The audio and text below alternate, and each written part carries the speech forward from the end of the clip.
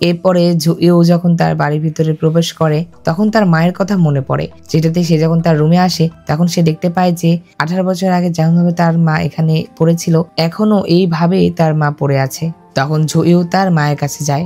সে তার মাকে দেখে একদম কান্নায় ভেঙে পড়ে। তখন সে তার মায়ের হাত ধরে আর কান্না করতে থাকে। তো জুইউর মা তখন পর্যন্ত বেঁচে ছিল, কিন্তু জুইউ যখন তার মায়ের হাত ধরে তার কিছুক্ষণ পরেই তার মা মারা যায়। তো তার মা যখন মারা যায় তখন সেখানে সেই 18 বছর আগে ছোট্ট জুইউ আসে। তখন ছোট্ট জুইউ বড় জুইউকে বলে যে আমার মায়ের কি হয়েছে। তখন জুইউ বলে যে তুমি চিন্তা করো না, আসলে এই সবকিছুই অতীত। তো অন্যদিকে আমরা ঝেনকে দেখতে পাই, অর্থাৎ ছোট্ট ঝেনকে। চারপাশে আগুন লেগে গিয়েছিল, যেটা দেখে জেন অনেক ভয় পেয়েছিল। সেই জায়গায় আসে যে জায়গার মাধ্যমে ডিমন আন্ডারওয়ার্ল্ডে যাওয়া যেত।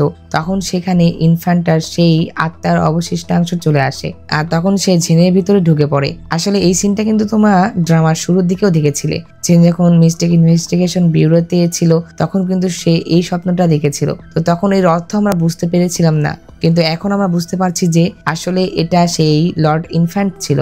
তো জেন যখন আহত হয় তখন সেখানে প্রাক্তন ক্যাটলর চলে আসে। ক্যাটলর যখন জেনকে দেখছিল তখন সেখানে বড় জুইউ চলে আসে।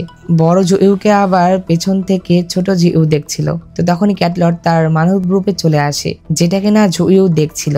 তো এটাই ফর্মাল ক্যাটলর ছিল। তখন ক্যাটলর জুইউকে বলে যে তুমি কি। তো তখন আবার সেখানে ছোট জুইউ চলে আসে।